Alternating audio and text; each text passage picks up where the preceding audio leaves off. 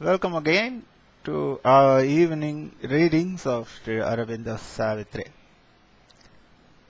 We are in Canto 4, The Kingdoms of the Little Life. In Book 2, the Book of the Traveler of the Worlds, we have reached verses 475 to 480.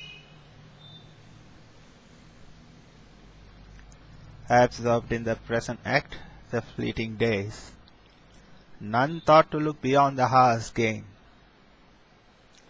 or dream to make this earth a fairer world, or felt some touch divine surprise his heart. The gladness that the fugitive moment gave, the desire grasped, the bliss, the experience won.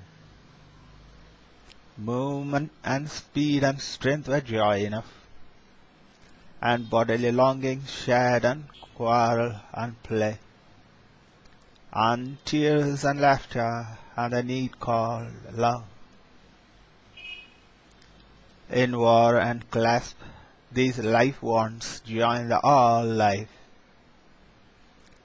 wrestlings of a divided unity, inflicting mutual grief and happiness, in ignorance of the self forever one, arming its creatures with delight and hope, a half-awakened Nazaean struggle there, to know by sight and touch the outside of things. Instinct was formed, in memory's crowded sleep, the past lived on as in a bottomless sea, inverting into half-thought the quickened sense. She felt round for truth with fumbling hands,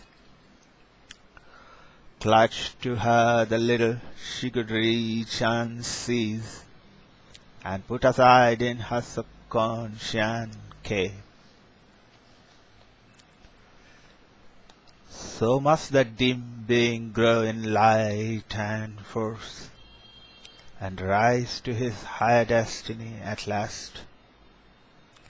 Look up to God and round at the universe, and learn by failure and progress by fall,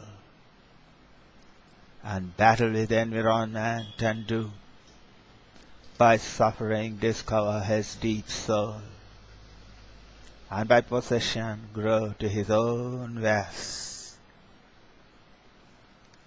Halfway she stopped and found her path no more. Still nothing was achieved but to begin, yet finished seemed the circle of her force. Only she had beaten out sparks of ignorance.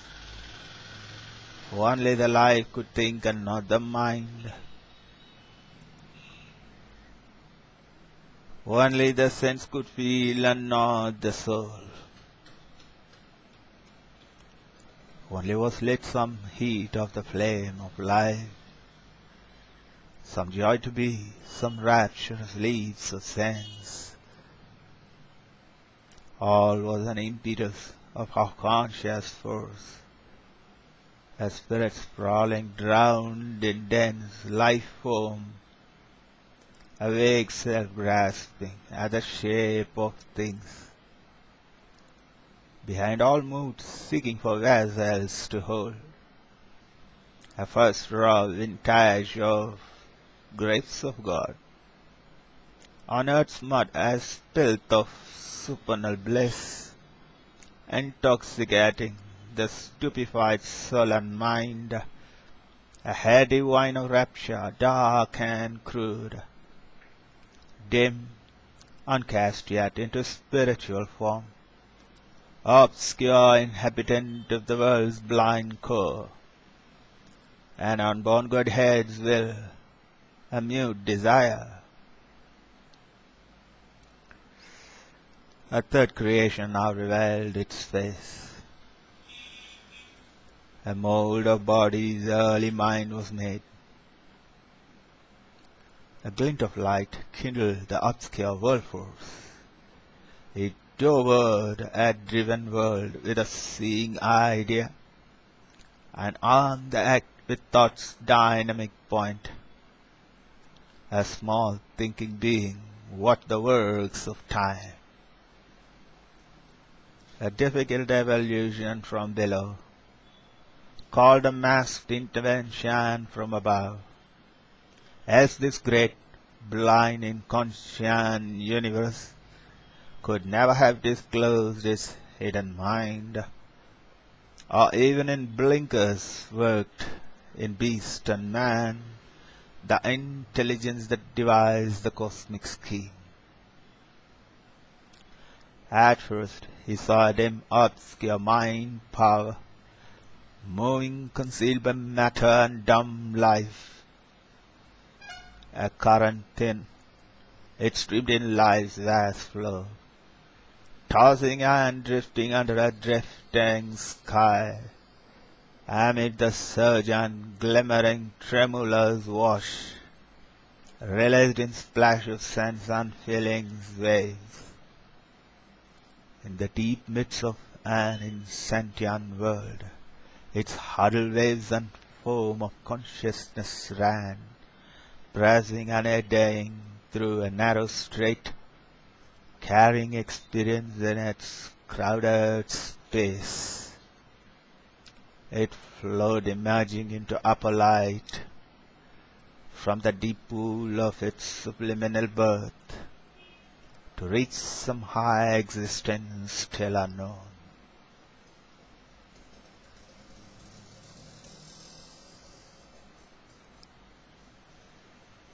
Amid the surge and glimmering tremulous wash, released in splash of sense and feelings waves, in the deep midst of an insentient world, its huddled waves of foam of consciousness ran, pressing and eddying through a narrow strait, carrying experience in its crowded pace. It flowed emerging into upper light from the deep pool of its subliminal birth, to reach some high existence still unknown.